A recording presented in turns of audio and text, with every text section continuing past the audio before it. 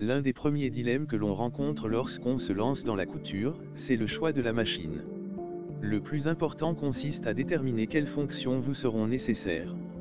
Il n'est pas utile de partir sur un modèle trop sophistiqué si vous n'êtes pas certaine que la couture vous plaira.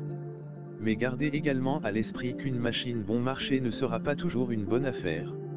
L'idéal c'est à la fois une machine simple d'utilisation et proposant suffisamment de possibilités pour vous permettre de progresser.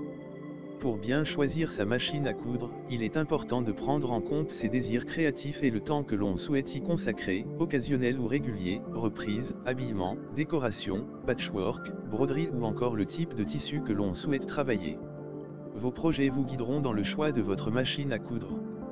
Quel que soit le budget que l'on souhaite investir ou l'usage que l'on attend de sa machine à coudre, elle doit proposer les points de couture de base, points droits, points zigzag et boutonnières, de préférence automatique en un temps, à défaut en 4 temps.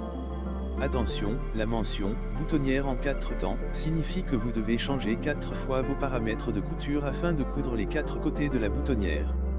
Sur une chemise, cela peut être fastidieux. Le point pour couture stretch, ou élastique, s'avère utile pour travailler les tissus extensibles comme le jersey par exemple. Enfin, le point de surjet, aussi appelé point overlock, permet de réaliser des ourlets de bonne facture, même si un point zigzag serré près du bord peut aussi faire l'affaire.